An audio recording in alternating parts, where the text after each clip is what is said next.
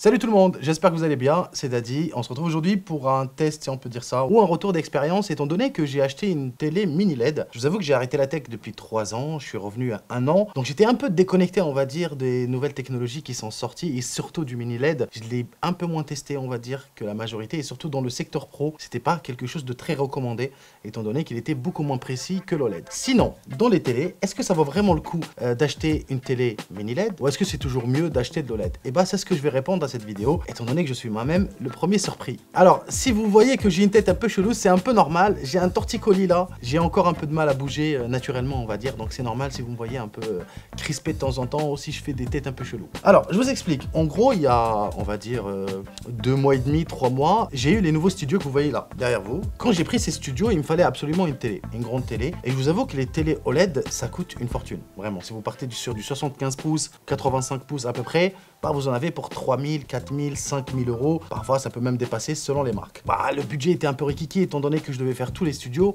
Et bah, j'ai fait le choix d'acheter du mini LED. Je vous avoue que j'ai regardé un test de Pepe Garcia, mais en vidéo, c'est pas aussi simple à retranscrire. Aujourd'hui, le test qui va être réalisé sera fait exclusivement avec une caméra de cinéma. Donc, je pense que le rendu sera un peu plus fidèle à la réalité et vous aurez le plus beau résultat possible. Donc, pour répondre à cette question, il y a 3 facteurs à prendre en compte. La télé que j'ai, je l'ai achetée, comme vous l'avez compris, donc ce n'est pas un placement de produit, c'est une TCL. Alors attendez, je n'ai pas le nom comme ça de tête, je vais regarder directement dans ma facture. C'est le TCL 75C 931. Donc on est sur une télé de 75 pouces, QLED, HDR10, Dolby Vision, Dolby Atmos, extraordinaire. Je vais pas vous mentir, j'ai été choqué au point où je suis arrivé à un stade où je me dis, est-ce que ça vaut réellement le coup d'acheter aujourd'hui une télé OLED? Je parle bien d'OLED. Alors pour commencer déjà, on va parler des différences des technologies. L'OLED, c'est des pixels qui sont indépendants, bah, je vous le dis depuis des années. Là où le mini LED, on est plus sur une technologie LCD un peu plus poussée. Alors étant donné que le LCD il est rétroéclairé, donc on rajoute de la lumière sur la dalle, le mini LED, ce sont des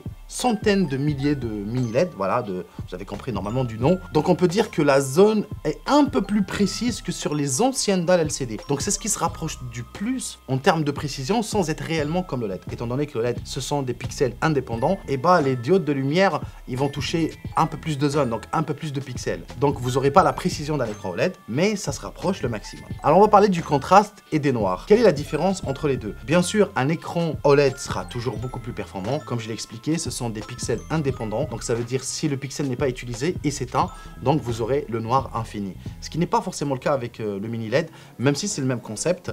Donc en gros, quand la zone n'utilise pas de lumière, les LED vont s'éteindre, mais moins précises que l'OLED. Donc on est proche de l'OLED, on est sur ce qui se fait vraiment, parce que moi personnellement dans mon test j'étais un peu choqué parce que voilà, quand on met des images Dolby avec un fond vraiment noir, bah, on a l'impression qu'on a une OLED, en tout cas en télé, je le précise, en télé. Ce n'est pas le cas avec un écran PC étant donné qu'il est plus petit, voilà, ou un écran de smartphone ou autre, mais sur une télé, franchement, comme il y a énormément de diodes et que l'écran est beaucoup plus grand, et ben on voit aucune différence avec une télé OLED. Alors je le précise, hein, j'ai une télé OLED depuis 6-7 ans chez moi. On peut dire que je suis quelqu'un qui est très habitué aux écrans OLED, étant donné que tous mes smartphones ont un écran OLED, bon, à part mon MacBook, on va dire qu'il y a un écran LCD, mais à part ça, je suis vraiment habitué à l'OLED et je n'ai vu aucune différence. Alors en termes de luminosité, il faut savoir que l'OLED est largement suffisant pour tous les environnements, mais les écrans mini LED sont un peu plus lumineux. Voilà, pas beaucoup, on est sur du 10 à 15% plus lumineux, ça joue un petit peu pour le prix, hein. Parfois, quand on est en plein jour, franchement, ça fait un petit plus. Alors pourquoi je vous ai parlé de tout ça? Comme je l'ai dit, j'ai une télé OLED depuis plusieurs années, et le problème c'est que j'ai fini par avoir le burn-in, je sais pas si vous connaissez ou pas. En gros, parfois, ça vous arrive d'avoir, si vous jouez aux jeux vidéo et tout, d'avoir des images figées sur votre télé. Donc bien sûr, le télé se rafraîchit de temps en temps, elle fait une petite mise à jour, histoire d'effacer le maximum des images statiques. Voilà, donc des images qui bougent pas, ça finit par marquer votre écran OLED, et bah, vous aurez jamais ce problème avec un écran LCD. Ce problème arrive uniquement sur les écrans OLED malheureusement, et je l'ai aujourd'hui par exemple sur mon écran 4K, donc j'ai un écran de 64 pouces de chez Philips à la maison. On peut prendre, on va dire, au moins 60% de l'écran qui a perdu complètement le jaune. Le jaune ne fonctionne quasiment plus, donc ça veut dire quand je regarde les Simpsons, ils sont verts, sans blague, vraiment. Les Simpsons sont verts chez moi. Enfin, dans une partie de l'écran, parce que tu peux avoir le pied qui est jaune et le haut qui est vert, et ça c'est vachement dommage, et malheureusement c'est quelque chose qui impacte forcément tous les écrans OLED. C'est un truc que vous aurez absolument pas avec les écrans LCD, donc surtout si vous êtes gamer, c'est un point très positif. Et pour finir, bien sûr, le prix.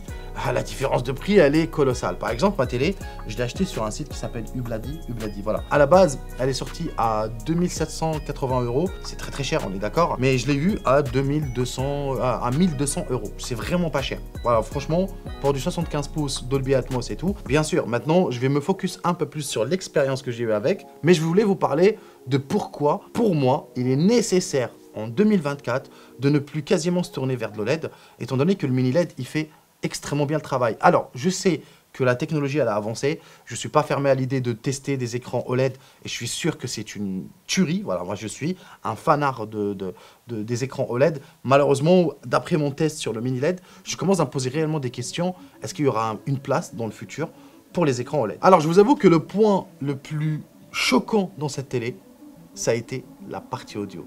Le Dolby Atmos est fantastique. Comme je vous l'ai dit, j'ai déjà une télé chez moi et elle a aussi le Dolby avec des haut-parleurs à 25 watts. Là, on a passé un cap. Là, on passe un cap tellement ouf que je vous jure, j'ai pas acheté de barre de son, ni de système DTS 5.1, 7.1 et compagnie. La télé à elle seule, elle fait largement le taf. Mais genre plus que largement le taf. L'expérience, elle est extraordinaire. J'ai l'impression que j'ai tout ce qu'il faut. Vraiment. Alors, on est sur un système audio 2.1.2. Donc, c'est un système Onico avec Dolby Atmos. Alors, on a deux haut-parleurs frontaux pour les canaux gauche et droite. Et on a un caisson de basse pour les basses fréquences. Deux haut-parleurs supplémentaires dirigés vers le haut pour reproduire les effets de hauteur. Et créer un son surround immersif compatible avec Dolby Atmos. Et je vous le dis, avec les 70 watts de puissance, c'est vraiment genre... Je suis tombé amoureux de cette télé, mais vraiment. Pourtant, cette télé, elle est sortie il y a 2 ans. Est-ce que vous vous rendez compte? C'est-à-dire que là, j'ai été choqué par ça. Et là, j'ai hâte, comme c'est la reprise des vidéothèques, j'ai hâte de tester ce qui se fait de mieux actuellement. TCL, LG, Samsung, toutes les télés. C'est un truc qui me... Vraiment, c'est un domaine qui me chauffe de fou. L'expérience que j'ai par rapport à la Philips que j'avais à l'époque, j'ai l'impression maintenant que je revis, quoi. Que j'ai vraiment une télé à la hauteur de mes espérances. Et je rigole pas, vraiment. Sincèrement, j'aurais préféré même prendre une télé parce que j'ai assez d'espace. Si je pouvais, là, tout de suite, j'aurais pris une 85 ou une 90. Vraiment, sans blaguer. Hein. Mais mon Dieu, mais cette qualité, mais c'est quoi cette dinguerie? Comment avec 1200 balles, j'ai l'impression qu'on se rend même pas compte de à quel point la technologie est devenue accessible. Je sais, 1200 €, c'est énormément d'argent. Mais allez regarder sur Internet combien coûte un téléviseur OLED avec les mêmes spécificités, spécificités techniques. Voilà, j'arrivais pas à le dire, sur de l'OLED. Et les gars, c'est 4000, 5000 balles. Hein. Vous avez du HDR10+, du Dolby Atmos, du Dolby Vision. C'est une télé complète, vraiment. Et c'est parfait pour le gaming. Donc si vous jouez, vous n'aurez pas le problème de rémanence comme je l'ai dit. Les problèmes avec les télé OLED, c'est que vous avez du burn-in. Donc voilà, les télés marquent avec le temps. Si vous avez des images qui figent un peu, voilà. En tout cas, c'est l'expérience que j'avais à l'époque. Peut-être qu'aujourd'hui, la technologie s'est nettement améliorée sur de l'OLED et je suis ouvert au test. Mais à l'heure actuelle, de mon expérience avec la télé OLED que j'avais à l'époque, en tout cas la Philips, honnêtement, achetez du mini LED. En tout cas en télé, achetez du mini LED. Vous n'allez pas le regretter, je vous le dis. Hein. Et vous pouvez trouver des télés 65 pouces, mini LED, vraiment que dalle. Genre pour 700-800 balles. Hein. Du 55, du 65 pouces si vous n'avez pas besoin d'une télé aussi grande. Le mini LED commence à partir du 55 pouces si je ne me trompe pas. J'ai pas croisé des télés 45 pouces en mini LED, mais vous pouvez trouver à partir de 55 pouces, 65 pouces pour du 700 balles. 700 balles, vous avez un rendu proche de l'OLED. Je dis 95% proche de l'OLED. Donc surtout si vous êtes gamer et si vous aimez le cinéma, pour moi, c'est l'investissement à faire. N'achetez pas d'iPhone. Enfin si, vous pouvez toujours acheter un iPhone moins cher, avoir une télé aussi puissante. Et je vous le jure, hein, je n'ai ni été payé par TCL, ni été payé par Ubladi ou je sais pas quoi. C'est vraiment un achat que j'ai fait pour moi, pour mon agence. Et j'ai essayé de créer une agence de publicité, de communication en vidéo, on va dire. Et donc, il me fallait absolument une télé sur laquelle je pouvais projeter mes vidéos. Donc bon, c'est assez proche là, on est d'accord.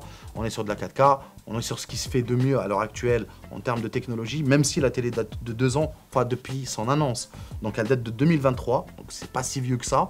Elle a 1 an. J'ai réussi quand même à l'avoir à un super prix parce que je l'ai acheté au bon moment. Vu qu'il n'y avait plus de stock sur le modèle d'avant, on m'a refilé celle-là. Donc c'est vraiment un coup de chance. Et je suis tombé vraiment red dingue de cette télé.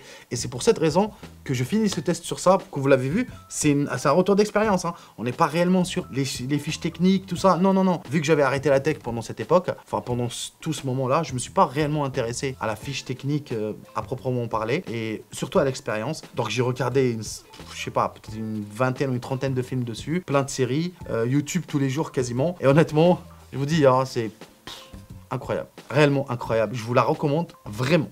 Mais genre vraiment. Maintenant, on va parler un peu des points négatifs. Il y a quand même 2-3 points que j'ai remarqués. Parce qu'il n'y a pas que du positif non plus. Alors bon, le premier, ça consomme. Il faut le savoir, ça chauffe un petit peu.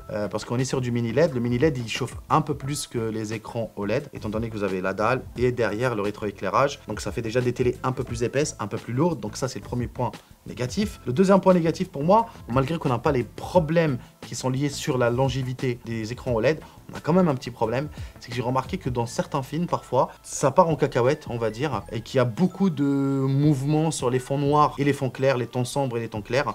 Et bah, par moment, parfois, elle peut, genre, légèrement bugger. J'ai constaté que YouTube, principalement YouTube, pas un autre, mais YouTube a tendance à avoir du mal à lire de la 4K. Il faut revenir en 2K pour revenir à la 4K, et là ça marche très bien. Mais si la lecture se fait automatiquement en 4K, bizarrement il a un peu de mal. Mais en tout cas, ça c'est le deuxième bug que j'ai remarqué, mais c'est peut-être juste un bug qui pourra être corrigé avec une mise à jour, donc c'est en soi pas vraiment un problème. Et j'ai eu quelques freezes avec la télé aussi, donc c'est logiciel là aussi, même si l'expérience elle est fluide et tout, mais de temps en temps ça arrive où par exemple l'application ne s'ouvre pas, ou la télé ne s'allume pas à la vitesse qu'elle le fait habituellement, ça prend une bonne minute pour s'allumer, après derrière, et ça redémarre automatiquement, mais après ça remarche nickel. Donc je sais pas est-ce que c'est un bug logiciel ou pas, je pourrais pas vous dire, pour être franc, mais sur les 3 mois, c'est quelque chose que j'utilise quasiment tous les jours. J'ai eu ça très peu, mais ça c'était quand même quelques bugs logiciels par-ci par-là, donc bon, on sait jamais si TCL regarde cette vidéo, il faudra peut-être la remettre à jour, en tout cas par rapport à ces retours-là. C'est rien de bien méchant, voilà, rien de bien méchant par rapport au prix. Donc voilà, vous avez compris, c'est la fin de mon expérience autour de cette télé, et ça me fait plaisir de reprendre la tech, et puis j'ai vraiment hâte de vraiment faire des tests. Je parle là vraiment de tester, d'aller jusqu'au bout des choses, enfin tester toujours autant qu'utilisateur lambda, hein. Je suis pas Pepe Garcia, je n'ai pas des sondes pour tester vraiment la colorimétrie parfaite ou pas. Pour moi, on est sur une télé à partir du moment où vous avez une très belle colorimétrie. Voilà, voilà, vous voyez ce que je veux dire. On n'est pas sur un outil de travail où mon exigence de la colorimétrie est poussée. On est vraiment sur un outil qui est censé être voilà, pour le plaisir, pour le loisir, rien de plus. Donc, je la recommande fortement.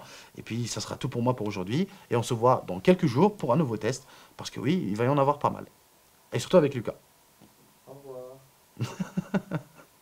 Allez, salut, à très vite.